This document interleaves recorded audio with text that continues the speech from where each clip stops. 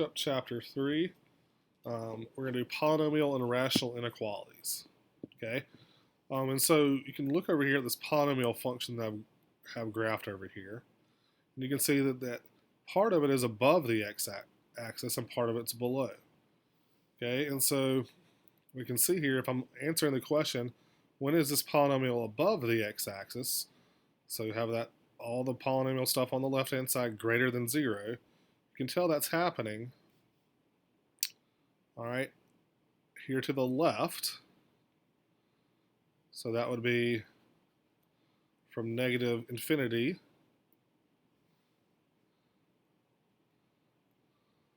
to 2. All right, and then on the right, it also happens there, starting at 5 and going to infinity. So the greater than part would be from negative infinity to 2, union with 5 to infinity. All right, and if you want to know when is it less than 0, like we have down here, okay, we're less than 0 here in the middle, between negative 2 and 5. Or, excuse me, positive 2 and 5. So the answer to that would be from 2 to 5. Okay, and that's just an example. It's not always going to work exactly like that. That's graphically what we're seeing here. All right, so here's the procedures for solving a polynomial inequality. All right, first get everything over to the left except for the 0. All right, solve it like it was just a regular equation, and those are going to be the boundary points. All right, you're going to locate these boundary points on the number line, therefore dividing up in intervals. So on here, on this one, we would find it to be at 2 and at 5. All right, you're going to find a test value, okay, at each interval. So something less than 2, like 1. These are test values, TVs, or test points, TPs.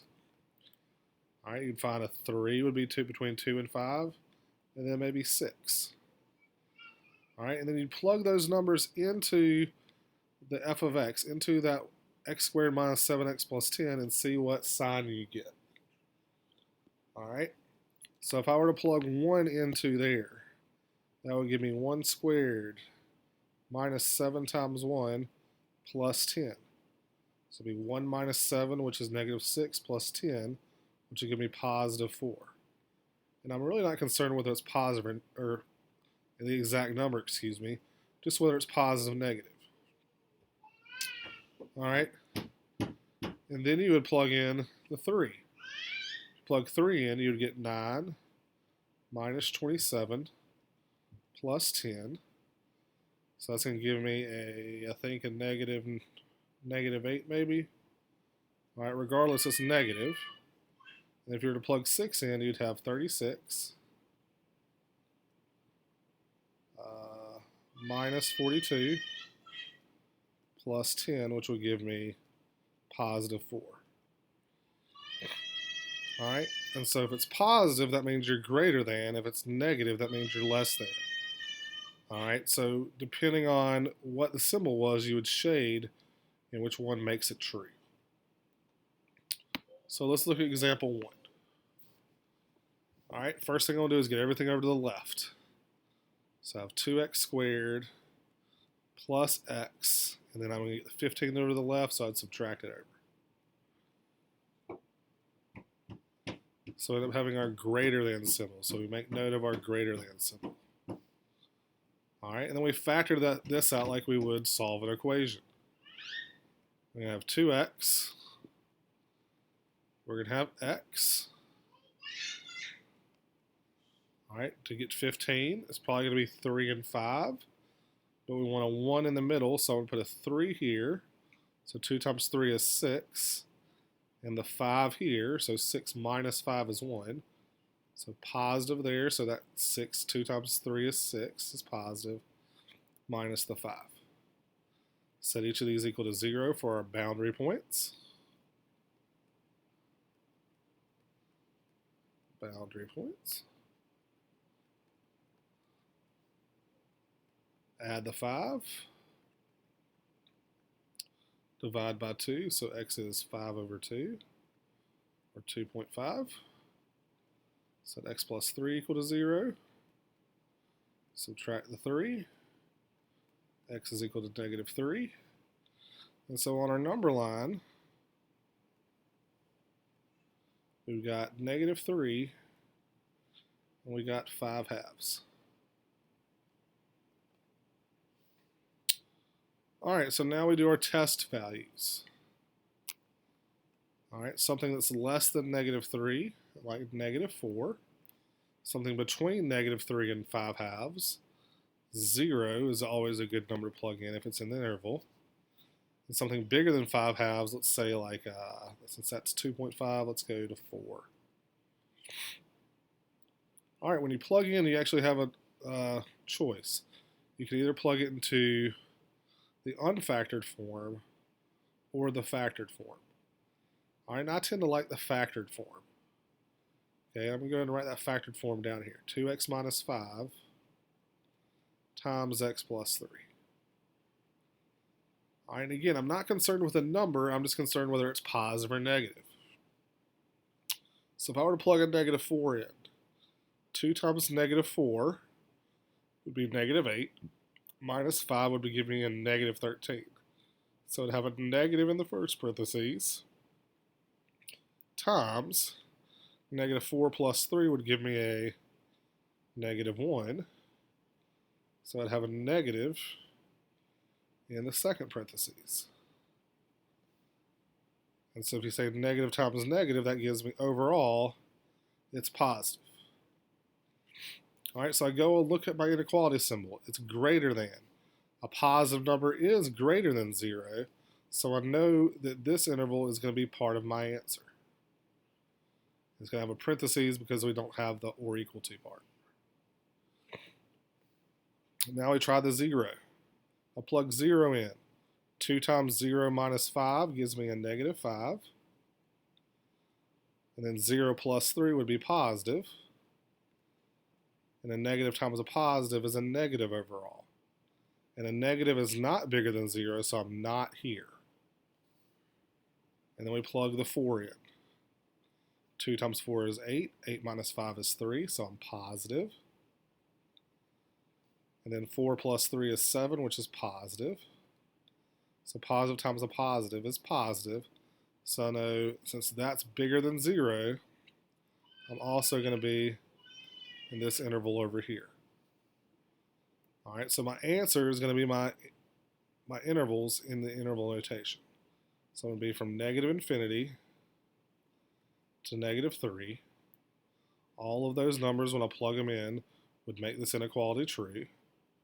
Union with 5 halves all the way to infinity. So anything in either one of those intervals is going to make this inequality true. All right, I'll put the checkpoint on canvas. All right, let's look at this one. All right, we have the or equal to part.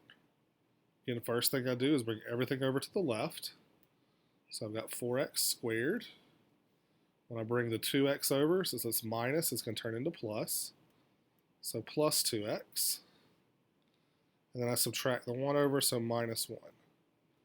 And that's going to be less than or equal to 0. All right, and then I would factor it if I could. But let's see.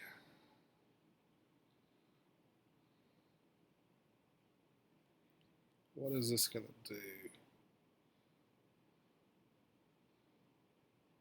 4.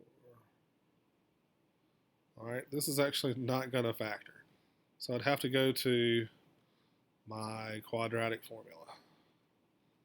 All right, here's my A, my B, and my C. Yeah. All right, so we'd have a negative 2 plus or minus the square root of negative 2 squared minus 4 times negative 1 all over 2 times 4. All right, so negative 2 plus or minus This will be 4 plus 16, so 20, all over 8. Since 20 is 4 times 5, that 4 comes out. Square root of 4 is 2, so negative 2 plus or minus 2 square roots of 5, all over 8. And so that gives me negative 2, or excuse me, since the 8 and the 2's all are divisible by 2, so give me negative 1 plus the square root of 5 all over 4. So those are my two numbers on my number line. Got a negative 1 minus the square root of 5 all over 4. And we got negative 1 plus the square root of 5 all over 4. All right, so we have to find some test values. So you might stick this in your calculator and figure out what the actual number is. All right, but the square root of 5 is a little bit more than 2, so negative 1 minus 2-ish would be negative 3, so that's about negative 3/4. All right, a little bit less, so let me go all the way to negative 2.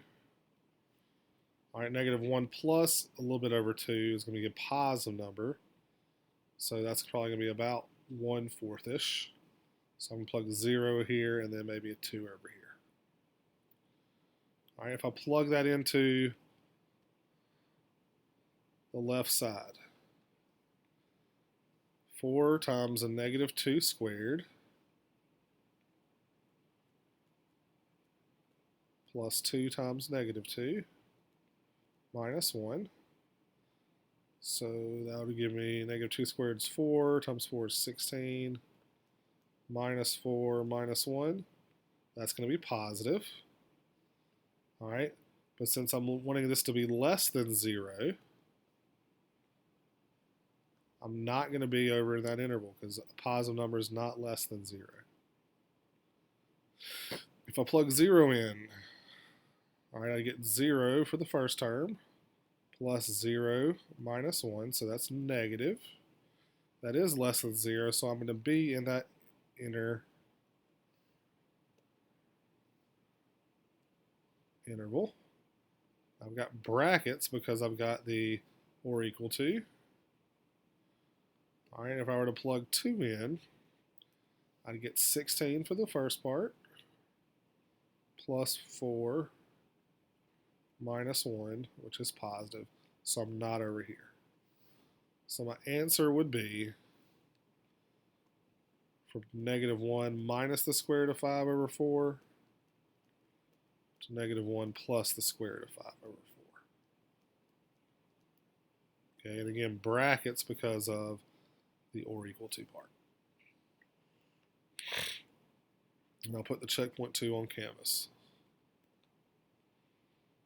All right, now we have a cubic polynomial. We have x to the third. Again, I'm going to bring everything over to the left-hand side. X to the third plus x squared, then minus 4x plus the 4 is less than or equal to 0. All right, then I'm going to treat it like it's an equation. I'm going to try to solve this. All right, we can either do the P's and Q's and all that synthetic division, or this one actually is set up to do factor by grouping. The first two have an x squared in common, so I factor out the x squared, which leaves me with x plus 1. And then the second two have a 4 in common. I'm actually going to take out a minus 4.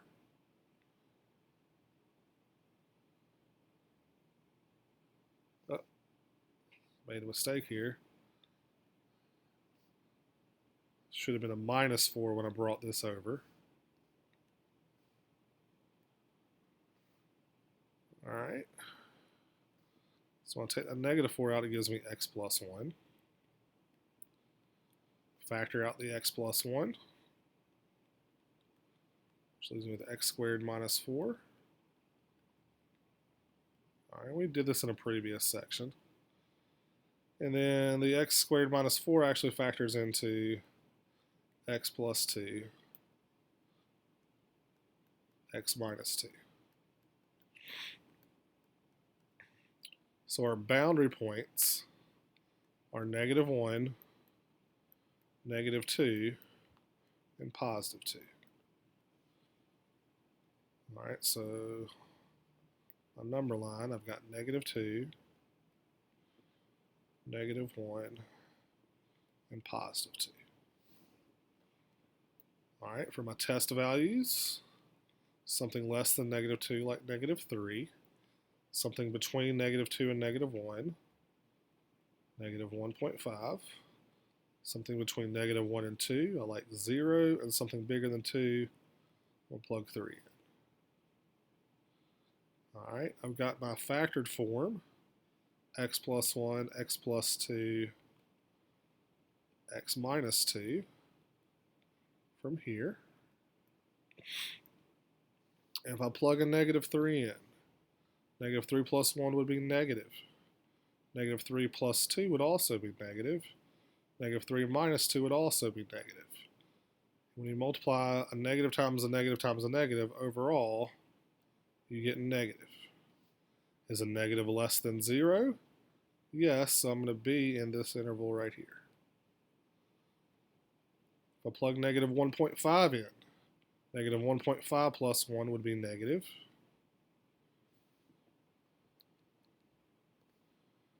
-1.5 plus 2 would be positive. -1.5 minus 2 would be negative. So negative times a positive times a negative would end up being positive, which is not less than or equal to 0. So I'm not here. If I plug 0 in, 0 plus 1 is positive, 0 plus 2 is positive, 0 minus 2 is negative. When I multiply those together, I get overall negative. So I know I'm going to be in here. And then if I plug 3 in, 3 plus 1 is 4, which is positive. 3 plus 2 is 5, which is positive. 3 minus 2 is 1, which is positive. So overall, this one's positive. So I know I'm not here. So my answer is going to go from -infinity, this first interval, all the way to -2. I'm going to use a bracket because of the or equal to. Union with, I'm going to have brackets on the -1 to 2 as well because of the or equal to.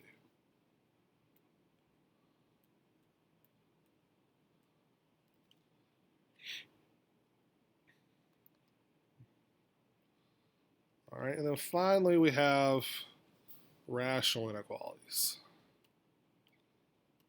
All right. Now probably a lot of the ones I'll give you will have it already set up equal to 0 or greater than or 0, because this one's the worst kind. All right, but what you need to do is make sure everything is to the left-hand side and you only have one fraction. All right, so in this one, the x plus 1 over x plus 3, I am going to subtract the 2 over. I'll go ahead and write it as 2 over 1 is greater than or equal to 0. All right, and then I want to put it all together as one fraction, so I've got a common denominator. So times x plus 3 would get me to have the same denominator over here. Put that on top and bottom. So that'll be x plus 1 from the first numerator minus 2 times x plus 3 all over x plus 3. All right, I clean up the top a little bit. X plus 1, distribute would give you a -2x and a minus 6.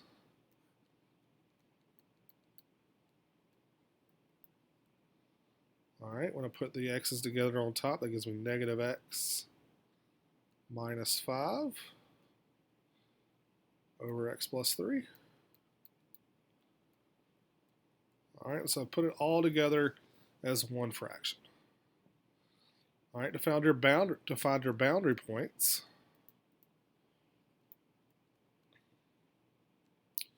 you're going to set the top equal to 0 and the bottom equal to 0. So -x minus 5 is equal to 0. Give me -x is equal to 5.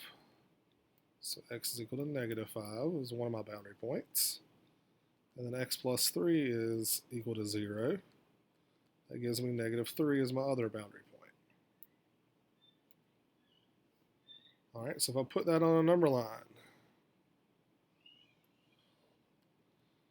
negative 5, negative 3. All right, find my test values just like I did with the polynomials. So negative 6, negative 4 in between there. Let's throw in a 0. Write my simplified rational part over here and plug in. So if I plug in negative 6, negative 6 would be positive 6, minus 5 would be 1, negative 6 plus 3 would be a negative 3. That's negative. I want it to be bigger than 0, so negative is not bigger than 0. It's not over here. If I throw negative 4 in, negative 4 would be positive 4. Positive 4 minus 5 would be a negative 1. Negative 4 plus 3 would also give me negative 1. So overall, it's a positive 1. That is bigger than 0. So I am going to shade in between. And if I plug a 0 in, I'd get a negative 5 on top and a 3 on bottom. So that's negative. So overall, it's not bigger than 0. I know I'm not here. All right. Now, your answer on this one goes from negative 5 to negative 3. All right, as far as your brackets and parentheses, the or equal to suggests brackets, okay? And I am going to have a bracket on negative 5. All right, but I'm actually going to have a parentheses on negative 3. All right, and so you got to keep that in mind, and the reason why is whatever you get from the bottom, okay, negative 3 makes the bottom 0, which causes this whole thing to not work, okay? So whatever number you get from the bottom will always have parentheses. Okay, that's the little difference with the rational inequalities. Whatever number makes the denominator 0 is always going to get parentheses. All right, hopefully you got it. Try the My Math Lab and email me with any questions.